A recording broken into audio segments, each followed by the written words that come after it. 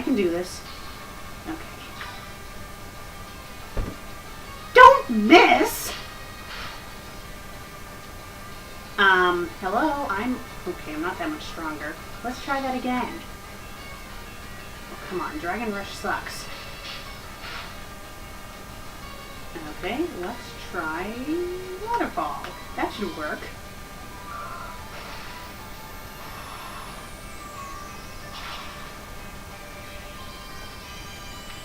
Oh, come on! That's super effective. That should have done more damage than that.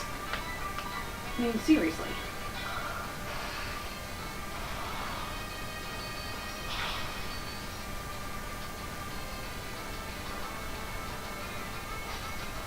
Okay, I never got the logical scary face. How could it slow you down? Oh, you son of a bitch. Oh, crap.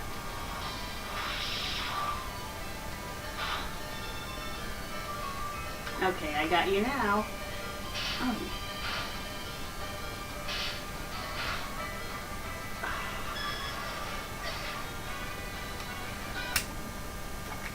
Oh, well, that was a lot of fun.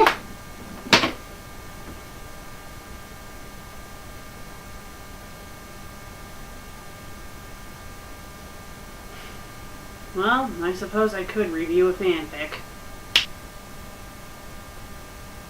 Don't you love instant dressing?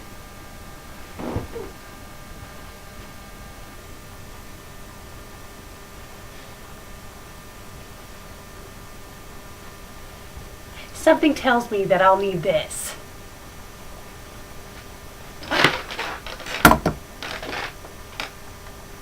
Hello, I'm the FanFic Critic. I read it. You listen.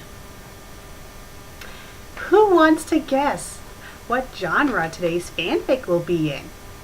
Is it A, Sweeney Todd, B, SpongeBob SquarePants, C, Doug, or D, Pokemon? If you guessed everything else other than D, you're wrong.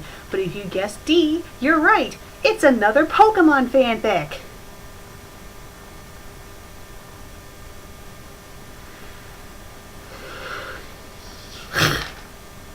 Not only is it a Pokemon fanfic, it's a long Pokemon fanfic. Well, short enough where I could read it out loud, but long enough to make my head spin. It's over 5,000 words, and my limitations for reading it out loud is anything over 10,000, so I could technically read this fanfic out loud. Do I really want to? No. Am I going to? Yes. Why? Because I gotta! Okay, the fanfic is called TFMM, the Halloween Special by Not Molo. So who is Molo? Because clearly this author is not Molo. This is a DeviantArt fanfic, so I can't really tell you what the rating is or anything like that, so we're just going to have to guess. And I would say for Pokemon it's probably a low rating, but you never know. I mean, hello, the Barney vs. Pokemon fanfic had some pretty gruesome things in it, and it's Barney and Pokemon, for God's sake. Barney and Pokemon! They had a kid get electrocuted and his eyes fall out, for God's sake. So you never know with these fanfics. Something that seems sweet and innocent could turn out to be very deadly and disturbing. And seeing this as a Halloween special, well, the fanfic, not my show, because this is like in the middle of winter, it's probably gonna not be good. And it's probably going to be scary. Well, the author's going to try to make it scary. So let's see if they do a good job. So, Tales from Molnar Manor, the Halloween Special. It has 35 comments and 4 favorites. Okay, let's read. It was a dark and stormy night. Wow, like I never heard that line spoken 50 billion times before in plays, movies, or books. How original! In a season like this, any other weather would be unnatural. It was the month of October and the week of Halloween. There is no time for sunshine and jolly laughter here, only playful screams and practical jokes involving ghosts and ghouls and fake blood. Children of all ages enjoyed this holiday like any other. Even the boring old adults managed to pull a grin and managed to joke or two. However, most of the time, one joke can go too far.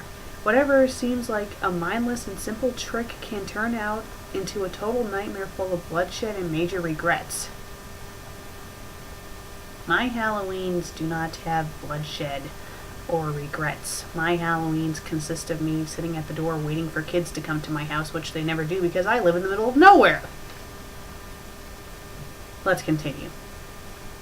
Oh, and that was all one paragraph, by the way. Traveling on this dark, cold, and windy night was a young weevil called Cindy. She was a kind Pokemon with a history that she wished was just another horror story to be told around campfires or under torchlight. Her evil past was all too real and terrifying to the ears. There, ears. It's okay. Her family, mostly her mother's side, were violent and brutal to the bloody core. No heart and no regrets, just a taste for blood and destruction whenever they may end up. I smell foreshadowing. Cindy thanked her lucky stars that she wasn't like this. She had something her mother and the rest of her gruesome family never had. Friends and people who care for her as one. It was these friends that she was going to visit on his stormy night. Visit on his stormy night. I think you mean this stormy night.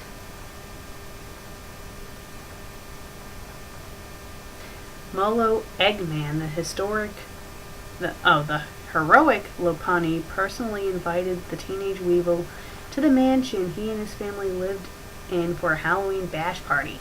No, he's just going to invite her to a mansion that they randomly broke into just to have a party at. Of course he lives there! You have got to come to my Halloween party, Cindy, he said.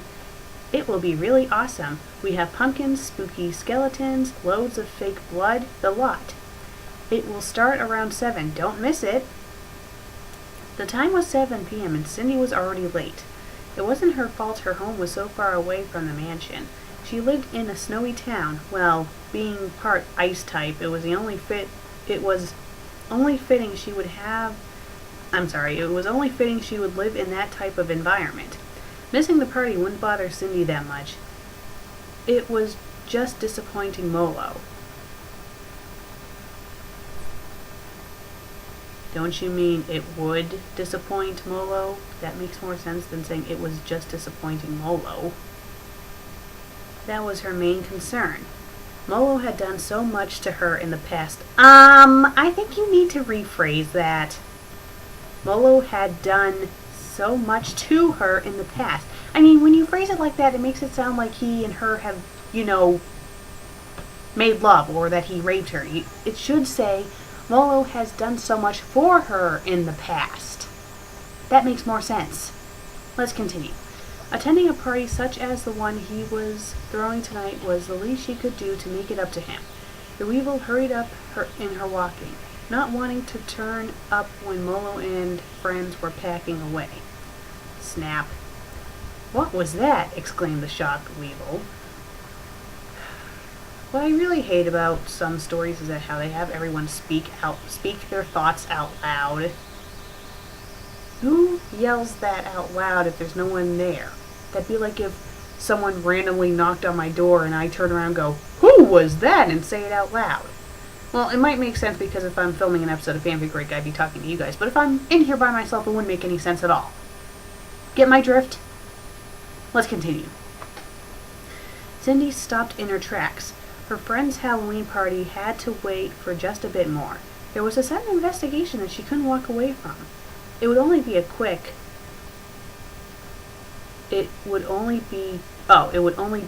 she thought. I added a word in there, sorry.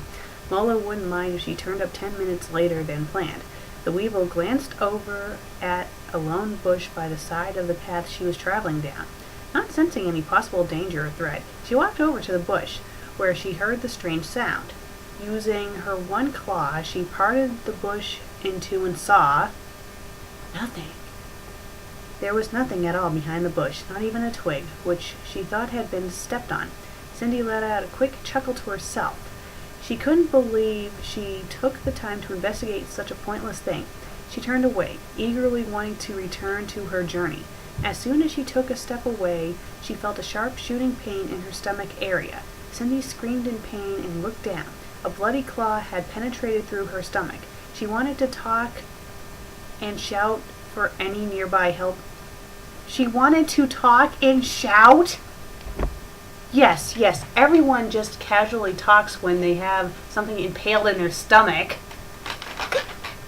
Oh, hi, could you please help me? I have an arm growing out of my stomach, and I just don't know what to do with it. I would really appreciate it. Or if they're, falling off a cliff. Oh, hi, could you please catch me before I get impaled on these rocks? I just don't want to fall and get impaled. See, you can just throw me a rope. I would really appreciate it. No one does that!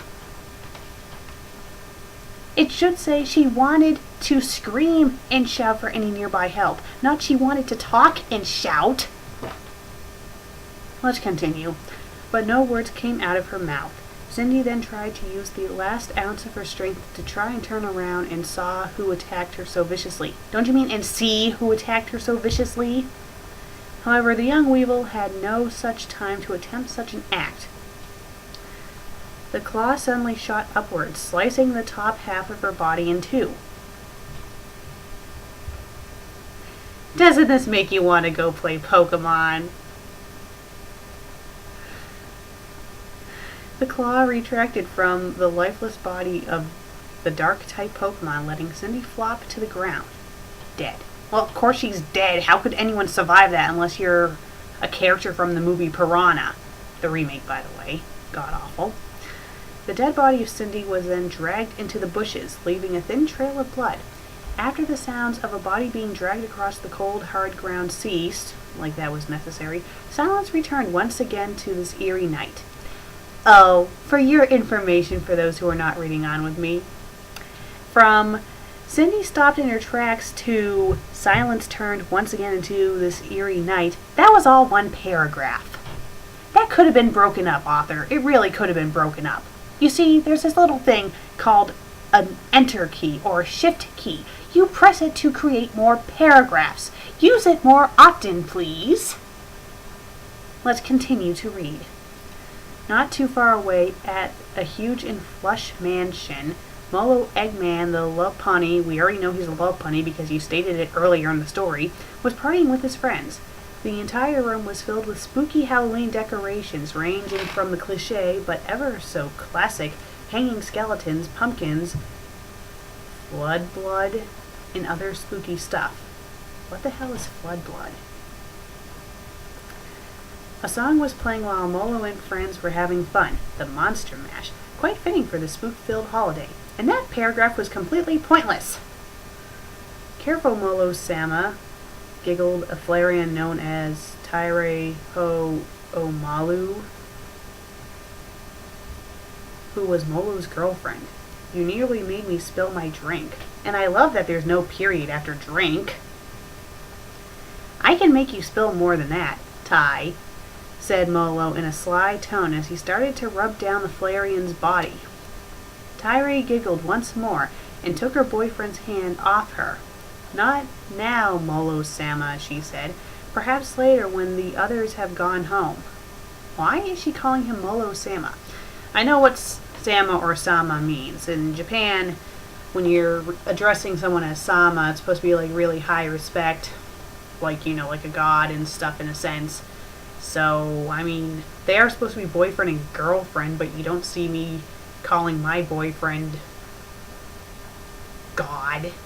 I don't know, it's just a little odd, but I don't know. And just to let you guys know, later on in the story, no other characters refer to other characters with, the Japanese endings like Chan, San, Kun, or anything like that. It's just this one character. Inconsistencies are really fun. Not. Molo started to sulk. His satisfaction will have to wait to be fulfilled. He walked over to the huge glass window and looked out of it. His father, Monty Eggman the Blaziken, So Molo, who is a Laponi, which is a bunny by the way, has a Blaziken for a father. A Blaziken being a fire rooster. A bird. Caw. Wings. Beak. I know that some Pokemon can mate together who aren't exactly the same species, but something tells me that a Blaziken and a Lopunny cannot make a child. Maybe they can, maybe they can't, I don't know. I'll look it up later, but something tells me that they can't. Was already there, leaning up against the wall with a Dr. Pepper in his claw. First of all, there's no punctuation for doctor, and secondly, since when do Pokemon drink Dr. Pepper? I wonder what is taking Cindy so long, said Molo with a hint of worry in his voice. Do you think she got lost? I am sure she has other things to do in her life, son, replied the Blaziken. I don't think she is the type to celebrate Halloween or any other party for that matter. She isn't the partying type. Again, there's no punctuation at the end of type. But she said that she will be here, said Molo in a raised voice. She promised me she will make it. This isn't like her, Dad. I'm worried about her. I'm a little confused about how old Molo is supposed to be. I mean, it's implied that he's an adult because of his girlfriend and the implicated rubbing that he was doing to her, and yet when he's talking to his dad about Cindy, who was stated to be a teenager, he's kind of acting like a teenager himself. So I'm not really sure how old Molo is supposed to be. Do we find out how old he's going to be? No. Let's continue. Monty was about to reply when he noticed his Delcatty girlfriend.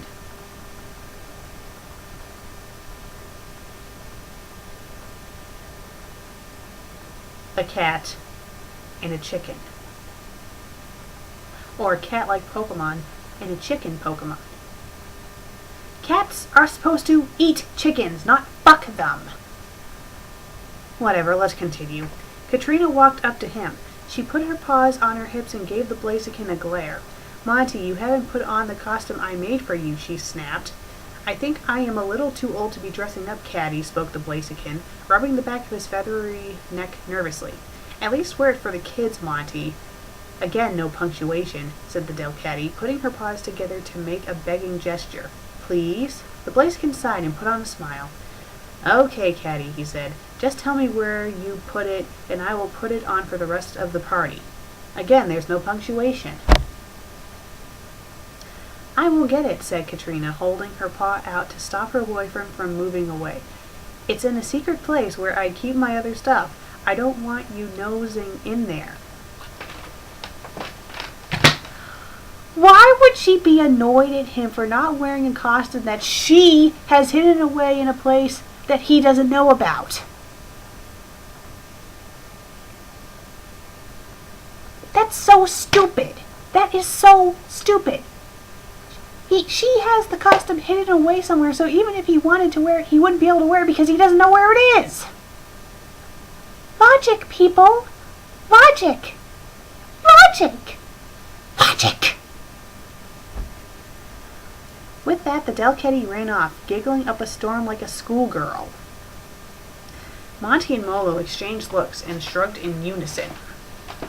Yes, everyone shrugs in unison.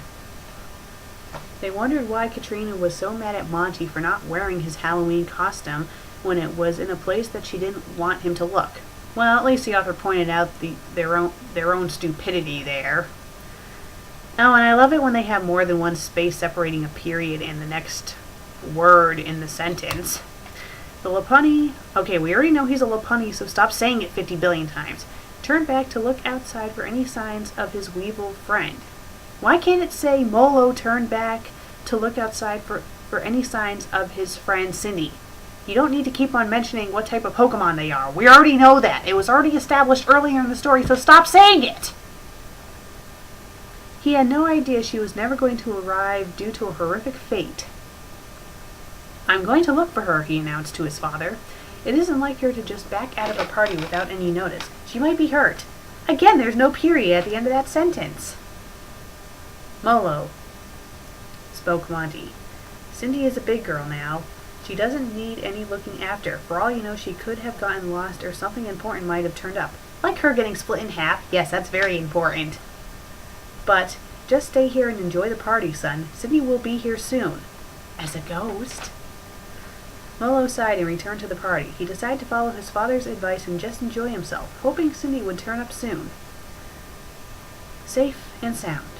Upstairs, Katrina the Delcatty was rummaging through a once-locked chest in Lola's room. Lola was the mother of Molo and his sisters who lost her life almost a year back. Okay, I guess we kind of needed to know that. But now we just learned that Molo has sisters. Now, where did I put it? The Delcatty asked herself while pushing stuff she didn't want aside. How hard is it to find a costume? And why is she speaking all these thoughts out loud? There's this little thing called a mind where you think these thoughts. The chest was full of wonderful and bizarre objects. There were clothes, which weren't bizarre in the slightest, a bowling ball, which was bizarre since none of the Pokemon in the mansion played the sport, a bunch of magazines with pictures of handsome male Pokemon on, which Caddy always swears were left by Lola, filled most of the space in the chest. After searching for another minute? Don't you mean after searching for another minute? She finally found what she was looking for. Monty's costume was a blonde afro and a pair of oversized sunglasses. It was no Dracula or Frankenstein's monster. Okay, Frankenstein does not need an apostrophe S, dummy. But it was spooky enough to be worn by a Blaziken. Oh yes, like a blonde afro and a pair of oversized sunglasses really scares the crap out of people. Seriously. Found it. Now, where did I put that suit that goes with it? Oh, Jesus Christ. Katrina took the afro from the chest and heard something drop on the ground by her feet. She looked down and sat. It was a sewing needle. Don't you mean saw? She hastily picked it up before it rolled away. Damn it, where's the other one? If those kids have been playing with my kid again... Okay, where the hell did the stupid sewing needle come from? She started to mumble as she searched for the other one in the chest. So what did it do, hop out of the chest? The Delcatty started to throw the innards out instead of just pushing them to one side. Don't you mean to one side? She stopped when she heard footsteps coming up from behind her. Gee, I wonder what's going to happen. Monty, is that you? She asked, without even bothering to turn around. I told you not to come. Have you seen my other sewing needle anywhere? No one answered. Do you think Minx and Posh have been through here? Perhaps Carrie or Milo and Mola have been through her? Don't you mean been through here? If I lost one, I lost them both. Again, no one answered the Delcatty.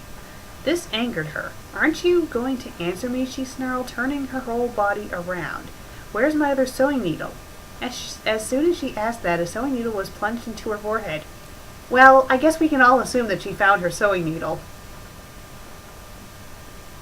Sorry. She gasped. Her whole body started to shiver. Her eyes slowly gazed up at the needle jammed deeply into her forehead before they rolled over. Katrina dropped dead with her body sliding down the chest. A pair of claws picked her up lifeless body. I think you need to switch the words up and her and have it say a pair of claws picked up her lifeless body. That makes more sense. And dumped it into the chest, shutting and locking it soon after. Back downstairs, the door started to ring.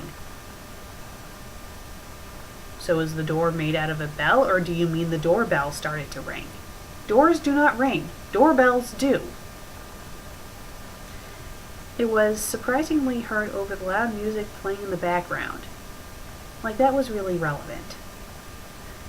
Tyree opened the door and saw a little odd individual wearing a white bedsheet with 2 holes cut in it. The mysterious shape was holding a small bag full to the top in candy and other sweet treats. As Tyree glanced behind it, she saw it had a white tail with a pink stripe, which was bigger than its actual body. "Trick or treat," shouted the ghost in a young voice that sounded like Shippo the Parchirisu. "Aren't we a scary little ghost, Shippo?" asked the Flareon with a giggle. Yeah, whatever, just give me all your candy, lady," said Shippo. Tyra smiled and took out a packet of candy from her mane and dropped it Where did she get that candy?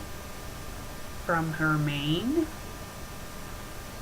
So pretty much she gets stuff out of her hair? That's an interesting place to store things like that, you know. Let's see if I have any candy in my hair. No. Oh, wait, I got something. Oh, cool. A lifesaver.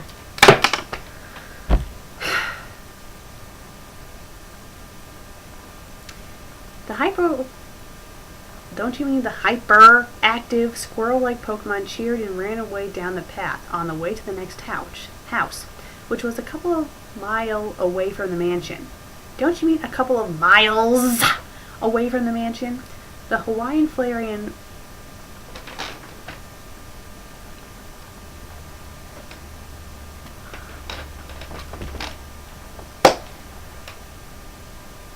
Since when do Pokemon inhabit the real world? For anyone who has played the Pokemon games, all of the regions are made up. Now they might be based off of some Japanese reasons, but still, they're mainly made up. Pokemon do not exist in the United States or Japan. Jiminy Cricket! Let's continue. The Hawaiian Flareon watched the Pachirisu disappear into the darkness before closing the door. Shippo traveled down the path. It was a long way to the gate for a Pokemon which such tiny feet like her. Don't you mean with such tiny feet like her? She started to munch on her candy while wondering why she was the only Pokemon out trick and treating. Don't you mean trick or treating? How could you mess up with trick or treating? Shippo would have at least thought that Evita, who was the daughter of Molo and Tyree. Okay, so Molo and Tyree are adults. So why is Molo so fascinated with this teenage weevil? Okay, let's continue. Would be out having fun dressed up in scary attire. Before she got to the gates leading out of the wealthy vicinity, a circular chunk of candy rolled into the sight of the Pachirisu with the sweet tooth. Ooh, she exclaimed in delight. This is my lucky day. More free candy for me. Oh, God. Let me guess, she's gonna die. Shippo bent down to pick up the sweet, but before she could, she heard something land behind her. Her left eye was poked out from its socket from behind with a claw almost a second later. Does this author have no heart? They even kill children in the story. Children! And this is supposed to be a Pokemon fanfic. Shippo didn't scream. She was already dead. Her body dropped to the ground with a thud, landing on her bag of candy. Her eyeball rolled away with some of the candy. The corpse of the unfortunate Pokemon was dragged, like all the others before her, into a bush and out of sight. A figure stepped out and gazed at the summer mansion of the Laponi. It had long claws which were dripping with blood. Not from itself, but from other Pokemon it brutally killed. Well, I think we figured that, author.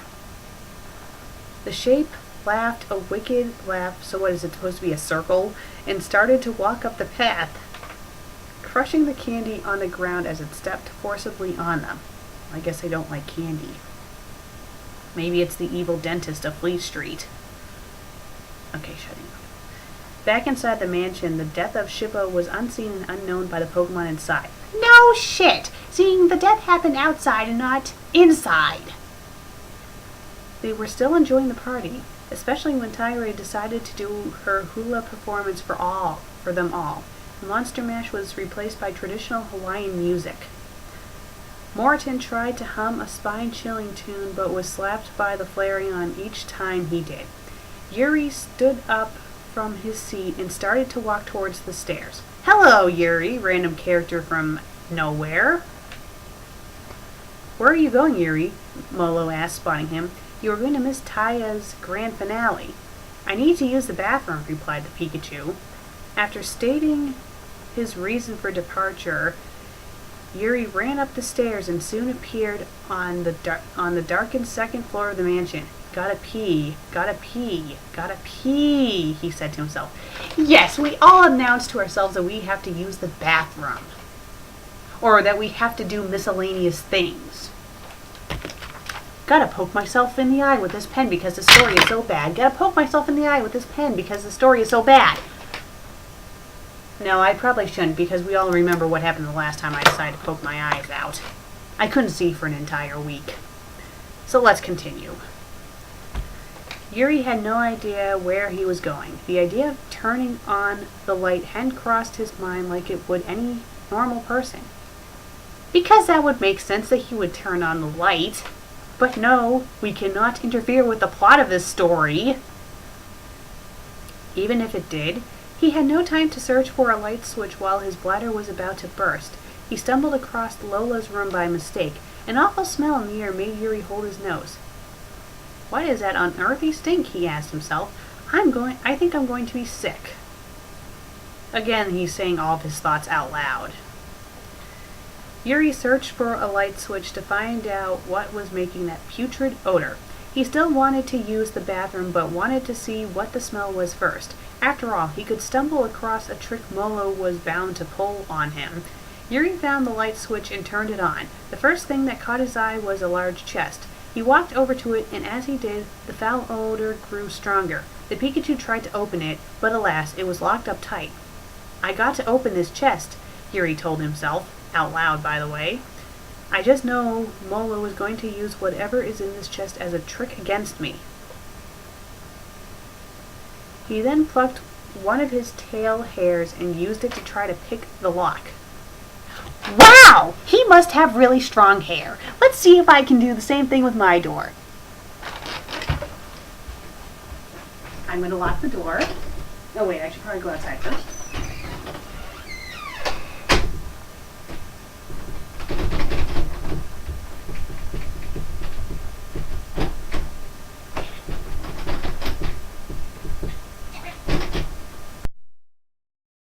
Well, my hair didn't unlock the door. Susan had to come back downstairs with the key and unlock it for me. So, I think my theory proved to you that you cannot unlock doors with hair. And Pikachus do not have hair, they have fur. And as far as I know, a Pikachu's fur is not metal. It's just fur. Fur, fur, fur! It would have made more sense if the Pikachu used a lightning bolt to unlock the chest. That would have made more sense. Not a piece of hair. Ah, ha, ha! Let's continue to read. Click, he unlocked it. Of course! The Pikachu then slowly opened it and looked inside. There he saw, in clean horrific view, the decaying body of Monty's girlfriend, Katrina. Would she really be decaying that quickly? Ack! He screamed loudly. Okay, when people see something scary, they do not yell ack, they yell ah. They scream, they don't say ack.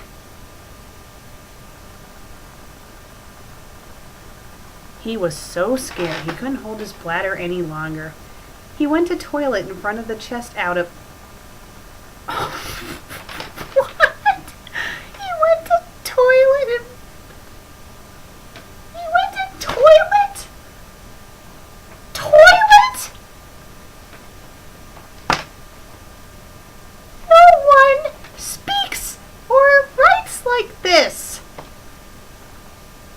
It would have made more sense to have it say he peed in front of the chest out of his control. That would make a lot more sense than having it say he went to toilet in front of the chest. I mean, is this person afraid to use the word pee or pissed? But they're perfectly fine with gruesome murders of adults, teenagers, and children?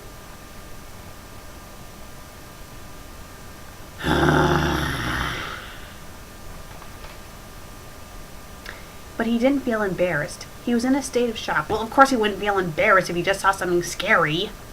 Duh! He discovered that one of his friends was dead.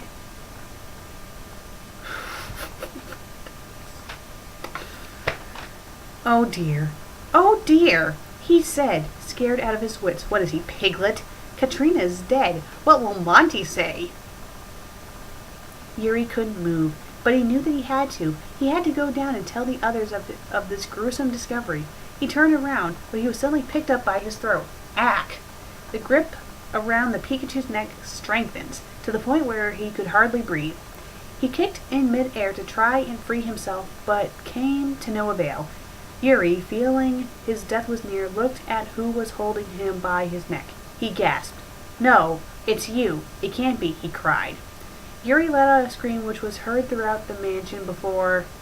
snap. His body went totally limp. His neck had been snapped the moment he cried for help.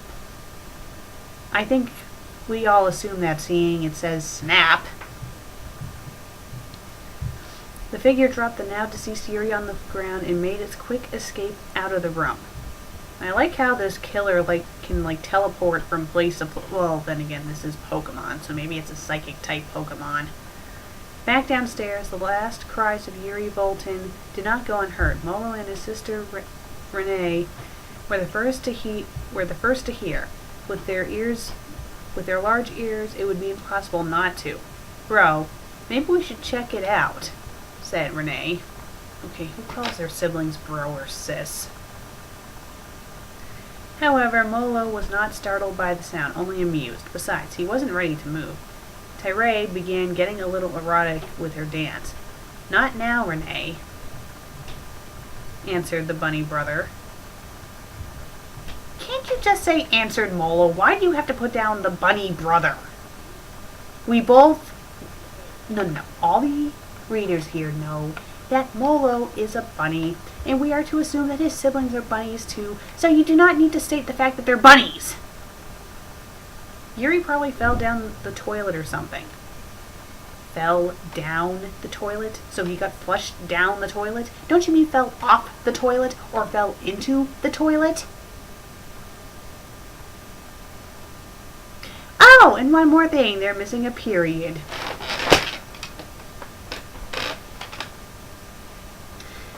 Renee growled at her brother's attitude and ran upstairs.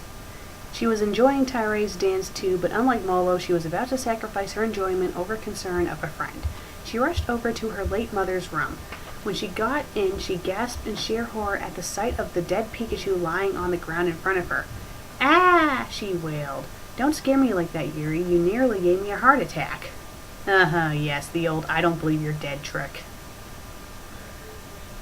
Renee walked over to Yuri and nudged him gently with her foot. No movement. "Yuri," said Renee, getting annoyed. "This isn't funny. Get up now." Again, Yuri made no movement. Renee got pissed. She never expected such behavior from Yuri. Molo, yes, but not Yuri. Then it hit her. Something that should have hit her the moment she stepped into the room. It was the smell that lured Yuri into the room. She sighed heavily and walked over to the chest while holding her nose. "I swear if this is one of Molo's pranks," Renee angrily whispered to herself. She went and opened the chest and saw what Yuri saw, the dead Dalcatty with a sewing needle lodged into her forehead. She knew now that this was no prank by her half-brother. So he's her half-brother, but they're both bunnies. I don't care anymore. Let's just continue. Katrina? She gasped in disbelief. "I don't think she can answer you, sweetie, seeing she's clearly dead!" Renee screamed at the top of her lungs after realizing Katrina was dead. It took her that long to realize that she was dead? What clues were there to say that she was dead? A. There was a really bad smell. B. She had a needle sticking out of her head. And C. She is dead!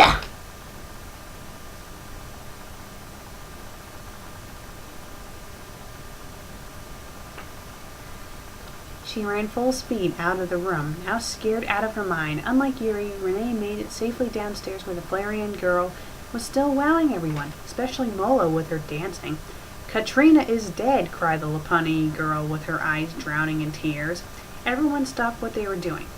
"What did you just say, Renee?" asked Monty the Blaziken. "Katrina, she's dead," Renee repeated, her eyes now flowing with tears. "That isn't funny, Renee," roared Monty, not believing a single word of the Lopunny's confession. "If this is your idea of a joke, I am damn well not laughing. Come see for yourself," shouted Renee. They all headed upstairs to Lola's room to see for themselves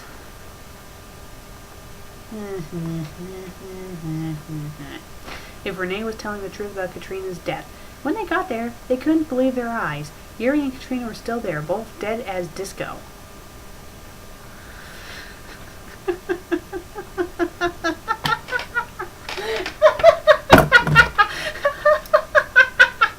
No. The show must go on. Katrina, Monty cried, rushing over to his Delcatty lover. You can't be dead. This is some joke, right? You can't die. I won't let you. I think you're a little late to try to stop her from dying, seeing she's already dead because she got impaled in the head with a sewing needle. Molo walked up and placed his hand on his father's shoulder. His expression showed sadness and tears. She's dead, Dad, and so is Yuri, said the Laponi boy. How can he be a boy if he's married to the Flareon and they have a child?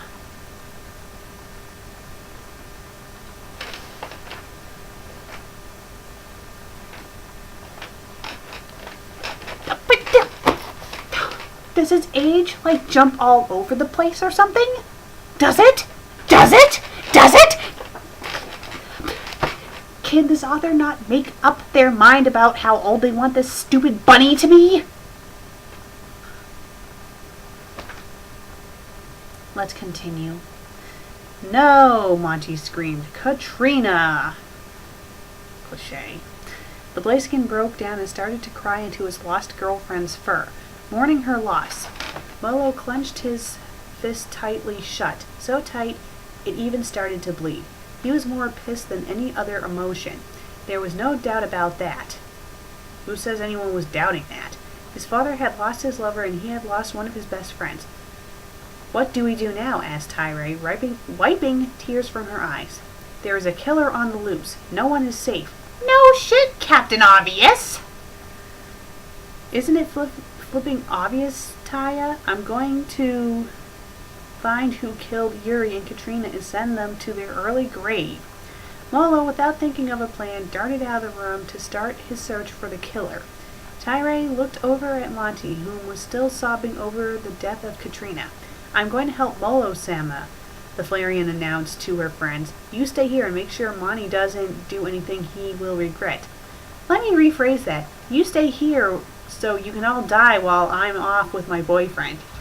Because we all know that's going to happen. Before anyone could stop her with any words of advice, the Flareon made haste out of the room to help her Laponi boyfriend find the killer. Here are survivors who consisted of Renee, Morton, haven't heard of him, Yumi, haven't heard of her, Zazol, didn't hear about this person until now, and young Evita stayed in the room. Yes, let's leave our daughter alone so she can get killed off later. No one, not even the brave Alakazam, dared to venture outside. Who exactly is the Alakazam? Can you be more specific, author? Daddy, said Yumi in a trembling voice. Yes, my daughter? Will I die too? Asked the upset youngest daughter of the Molnar family. Of course not, replied Zarzal. I guess Zarzal is the father of Yumi? Is this based off of other fanfics that this author has done? Because I don't know. Let's just continue. I shall see to it that no harm ever comes to you. I promise you, Yumi. There will be no more deaths tonight. Well, that promise is going to be broken. We're going to find that out in the next paragraph. Suddenly, the whole room was covered in blackness. All who were still alive in the room started to panic. A blood-curdling scream was heard from Yumi, followed by a thud on the ground. Man, he must feel like shit after promising her that no one's gonna die and she's the first one who dies. Yumi, shouted both Zarzal and Renee, wondering what happened to their Laponi loved one. I'm confused. I don't know who belongs with who anymore. Morton floated over and turned the lights back on via the light switch. I guess Morton is supposed to be a ghost-type Pokemon. Renee let out an ear-piercing screech. Yumi was lying on the ground in a pool full of blood. There as deep a stab... Wait. There as a deep stab wound... There as a... Don't you mean there was a deep stab wound in her chest and her neck was sliced open with a sharp object. Her death was not the only one in the room that happened during the blackout. Monty the Blaziken had fallen silent. His sobs had ceased forever. His head was still resting on the body of his Dalketi girlfriend, but a large butcher knife was sticking out of it. Charming! Yumi, no, Renee bellowed as she dropped to her knees and hugged her younger sister close to her. Evita saw both the bodies of Yumi and her grandfather and ran out of the room. Morton, said Zerzal, follow her. Morton hesitated, but he started to protest. I said follow her now, Zerzal yelled, letting out such anger and sorrow he never shown before. The Gengar didn't have to be asked twice. Well, at least I finally answered the question about what the hell Morton is. He rushed out of the room to try and catch Evita before the killer did. Since he was a ghost type, he couldn't die, only faint. At least that is what he hoped. Elsewhere, Molo was running around like a headless chicken, trying to find the killer with knowledge. Don't you mean with no knowledge that two more had died? He saw something walking towards him. It was almost pitch black, so he couldn't make out who it was. He got into a fighting pose. Nonetheless, he wanted to be ready for the figure, even if it wasn't the killer. I'm ready for you, you bastard, he said in a plucky tone. Come and get some of me. It was not the killer that was making its way over to Molo, but Teray. The Lopunny took a sigh of relief. Just call it Molo. Stop saying the Lopunny. We already know that Molo is a... But wondered why his girlfriend was walking around in the dark all alone while a dangerous killer was on the loose. Tai, what are you doing out here?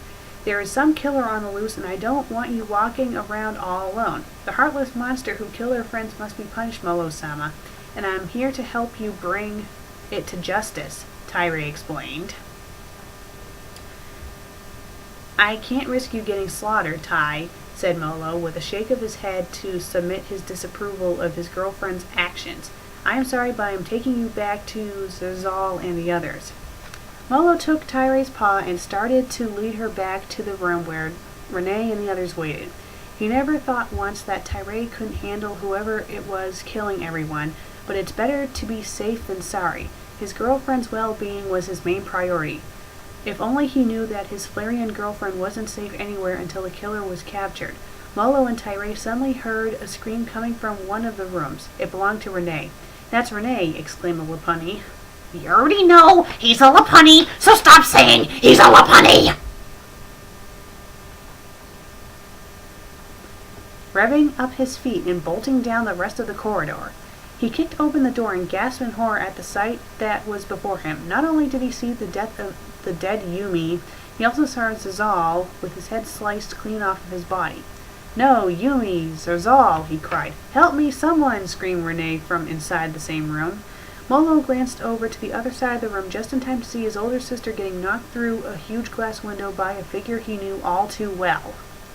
Arr! Screamed the eldest of the Molnar daughters before the hard ground outside silenced her for good.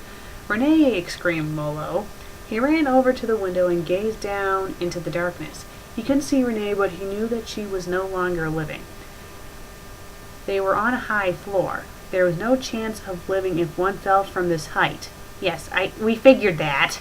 Even if they landed on both feet. I mean, no shit, we know that. Molo shred.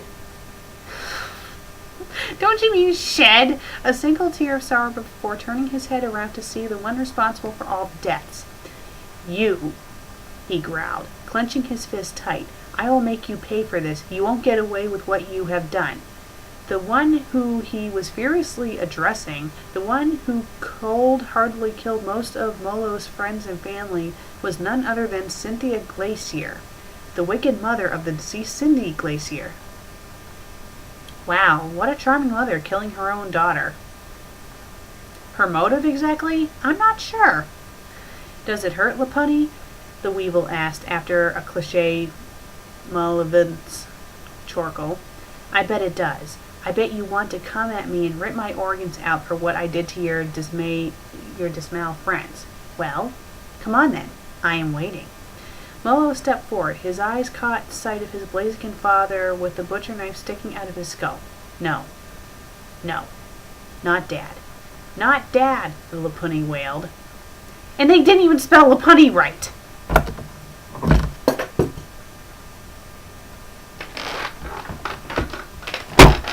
I am going to need this later. Let's continue. He, however, tried his best to hold back with tears as he faced Cynthia once again, growling furiously.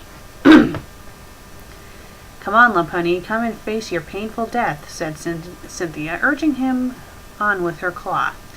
Molo charged at the Weevil with an almighty battle cry. His fist was glowing blue, ready to strike the evil Pokemon with his Sky Uppercut. The move was a fighting-type Pokemon-based attack. Yes, we all know that. If you're a Pokemon fan, you know that. And I play Pokemon a lot, so I know that. So you don't need to state it! Because I'm assuming that anyone who's reading this fanfic are into Pokemon. Perfect for a dark/ice-type Pokemon like Cynthia. We already know that too, because fighting-type Pokemon is strong against... whatever. Tyree appeared in the doorway. She covered her mouth and gasped at the sight of the dead bodies of Zerzal, Yumi, and Monty. Avita, she frantically cried out. Where's Avita? Cynthia and Molo were too busy battling each other to even hear the Flareon's question. Speaking of this fight... Who puts that in stories? Seriously. That's something that you say in a conversation, not in a story. Molo's quick speed was no match for Cynthia's agility. This was highly unusual. Normally, Molo hit his targets with no problem at all due to his intense swiftness, but this time Cynthia was somehow besting him with every possible fighting aspect. Yes, because we cannot let logic get in the way of plot. I'll make you pay, Molo roared, missing with a Sky Uppercut. Is this your best? Asked Cynthia with an inquidious smirk. If this is your best, I'm afraid I have to send you to hell now. Lapunny wasn't... Stop saying he's a Lapunny. We already know he's a Lapunny, so stop saying it. Molo wasn't willing to die by Cynthia's claws. He charged at her, flaring up a fire punch. Cynthia dodged at the last second, causing Molo to knock off the top of the bedpost, sending it spinning in the air. The Weevil sprung up and grabbed it in midair. She landed on the Lapunny's back and shoved the sharp end of the bedpost into Molo's back. Molo gasped. That was the only sound he could accomplish before going completely limp. The bedpost had gone straight through his stomach, and hanging off the very tip was his still beating heart.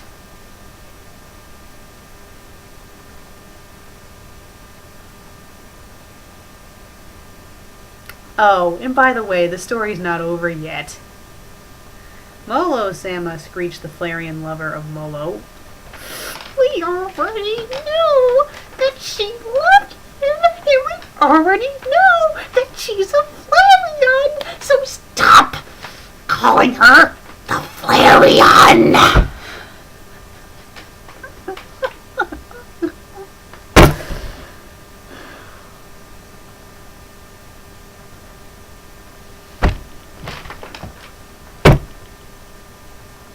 No. No! No! In Pel's name, why? Exactly. Cynthia started to head towards Tyree, leaving Molo alone with the bedpost holding up his dead body. She held up her blood-stained claws and put on a depraved smirk as she got closer. Tyree wanted to fight back, but a thought hit her. If Molo, who was way stronger than her, couldn't even touch Cynthia, she had no chance to. She ran. She ran as fast as her legs could muster, never looking back. Cynthia gave a slow pursuit. She could have easily caught up to her, but she wanted the Flareon to mourn Molo's death for a little while longer. Wow, she has a heart. Tyree reached the downstairs living room. The Hawaiian music that not even Tyree could enjoy right now, well no shit, was still playing in the background. She crouched behind the sofa and did her best to hold her sobs. As much as she wanted to wail for the loss of the Pokemon she loved ever so much, she couldn't. If she did, Cynthia would surely find her and shut her up. Permanently. Well, we all know she's going to die in the end, so we might as well kill her now. Footsteps were heard waking into the room.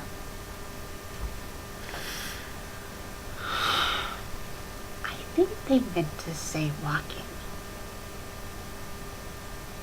Tyra peeked out from behind the sofa and saw that Cynthia had now entered the area, head moving from left to right. "Where are you, Flareon?" Cynthia said in a dark sing-song tone. "I have a nice present for you. Your boyfriend loved his... In fact, he going to be busy with it for a long time." Well, that made absolutely no sense.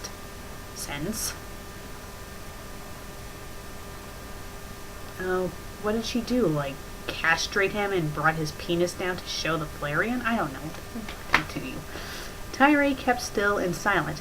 "No one is left to help you. That Gengar is now in cold storage. He must be a ghost, but I can still make him motionless."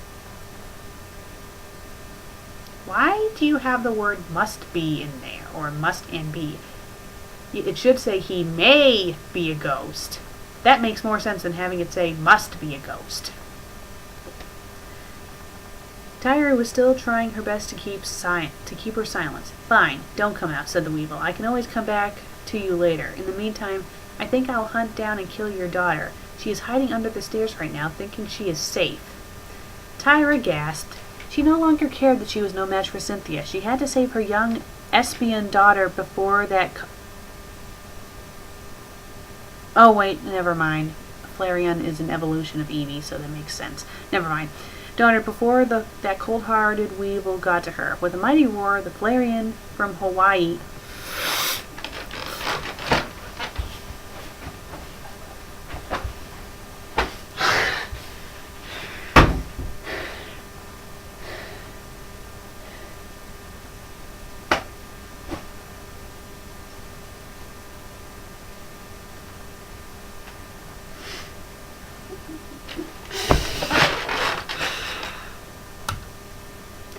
Let's read it the way it should be written. With a mighty roar, Tyree leaped out from her hiding place and landed on top of Cynthia. "Don't you dare touch my daughter, you bitch," she growled, sinking her teeth into the Weevil's skin. It was not a dark type move. It was a normal bite.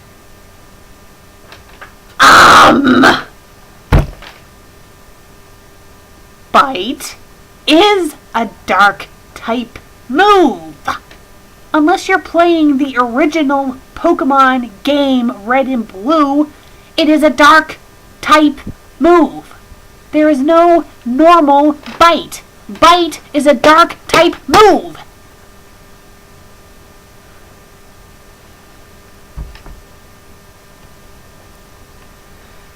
Pokemon are capable of using moves outside the customary list.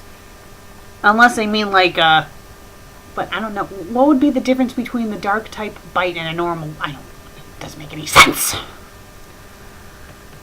Okay, it's against the rules, but she was fighting for her life for her young daughter, and this is not relevant, so stop wasting time with these pointless sentences. However, all of her attacks seem useless against Cynthia. Don't you mean attacks? Plural, people. The Weevil then started to strangle the Flareon. "Ack, arg," groaned Tyree. And excuse me for the lack of emotion, but I'm getting sick and tired of this fanfic, and I just want to get it over with. Cynthia started to laugh like a maniac as she banged the Flareon against the ground whilst strangling her. Tyree was losing her breath and needed to act fast. Luckily for her, there was a bone in reachable position. It must have fallen off the hanging skeleton props. She whacked it hard across Cynthia's face, knocking the killer dark type off of her. "Arr!" shouted Cynthia. Tyree jumped to her feet and rushed over the door under the stairs. She opened it and saw Evita. To her relief, she was still alive and unhurt. "Mommy!" exclaimed the shiny Pokemon. "Just say," exclaimed Evita, rushing over to comfort her fire-type mother. The Flareon hugged her. Tears were flowing down from her eyes. Evita, you know where Diana's house is, right? She then asked Evita, letting her go. Evita gave a nod. Good. Evita, I want you to go play a little game with Mommy. I want you to run as fast as you can to Mrs. Volton's house. Don't ever stop or look back. If you do, you shall lose the game and you won't get any candy, said Tyree, trying to keep herself and her daughter calm. Will Mommy cheat again? Asked the SBN. Tyree shook her head and responded, Mommy won't be joining you for this one, Evita. This is something that you have to do alone. Whatever happens, always remember that I will always love you, and so does your father. I want you to always think about us whenever you get lonely or sad. You may not see us, but we shall always be looking over you, she said, holding back some tears. Now go, and for Pel's sake, don't you ever stop. Evita tilted her head. It was clear the young Pokemon didn't understand what was going on, but she didn't have to. She ran out of the front door and disappeared from sight. With her daughter out of Cynthia's deadly grip, Tyree gave a sigh of relief. Well, not necessarily. If the Cynthia character could easily break into the mansion and kill people, who says that after she finishes off Tyree that she won't go after the kid next? She may not survive that night, but as long as her daughter did, she didn't care. The Flareon returned to the living room and picked up the bone she used to save her life once before and started to look around for any signs of Cynthia. It was silent. Not even the Hawaiian music was playing anymore. The stereo being slashed was the cause of this. Where are you? She whispered, her pupils darting from one end to the other with her eyeballs. I know you're still here. I can smell you. As she got to the other side of the room, she heard something move. Her body jolted in that direction to see who it was.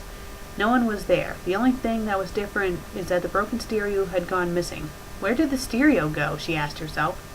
It was one of a kind, imported from Hawaii. How relevant is that? It's not relevant at all. Footsteps, fast approaching ones too. The Flareon turned her whole body around just in time to see what happened to the missing stereo before it smashed over her head with such an impact it crushed her skull. You know what, I normally would feel bad for these characters, but seeing they're so stupid, it kind of served her right to die like that. She made no sound as she dropped to the floor. Dead. No shit. I decided to give it back, said Cynthia, still holding her arms up in the air. After all, it was on you to begin with. Well, that was a stupid line.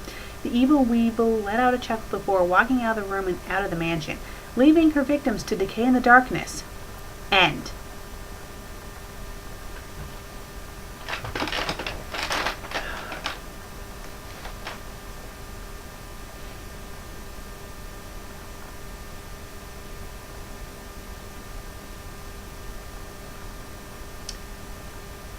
Where do I start?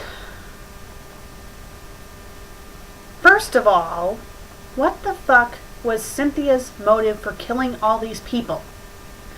I mean, by how the story is written, we are to assume that the story must have like some type of prequel to it, seeing they all know who Cynthia is and she's evil for some reason. So was it a deal where the family had done something bad to her in the past and she wants revenge? Or does she just like to kill people out of randomness?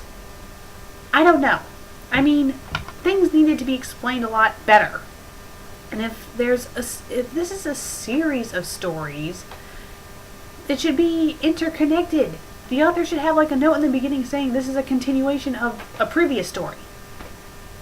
But right now I'm just going to assume that this is a standalone story, seeing it's called a Halloween special. Secondly, the author continuously having the characters speak out loud was ridiculous. No one does that in real life. They speak in their minds, not out loud. You might say one or two things out loud once in a while, but you don't say entire sentences and thoughts out loud. You don't. Third, if the Flareon was supposed to be Hawaiian, why the hell did she keep on calling Molo Sama? Because Sama is something that the Japanese say, not Hawaiians, or at least I don't think Hawaiians say it. And finally, it got really, really, really annoying when the author kept on referring to the characters as the Pokemon. It was understandable to say that they were Pokemon in the beginning of the story and say what type of Pokemon they were, but when they continuously kept on referring to Molo as the Lopunny or Tyre as the Flareon, it got wicked annoying because we already know what type of Pokemon they are. We don't need it constantly rubbed in our faces. We already know. Stop reminding us. Do you really think the reader is that stupid to forget what type of Pokemon they are? And then the author would have problems introducing new characters in the middle of the story and wouldn't even say what they were. I don't know. It was confusing. The story was confusing. It was over the top. It was just not that good. That and the punctuation could have been a lot better. That and there could have been more paragraph spacing. I mean, near the end the paragraph spacing wasn't that bad, but still. And pointless lard in the story got really annoying. A lot of filler things.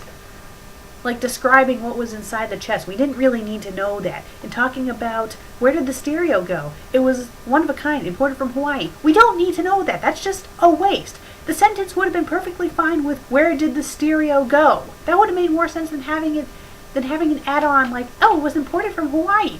Who cares? No one.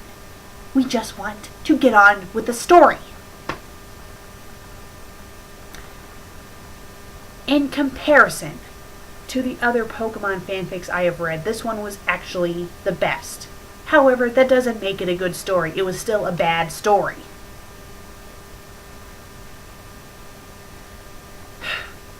Well, I'm the FanFic Critic. I read it, you listen, and I'm going to go continue my game, and hopefully I will beat it.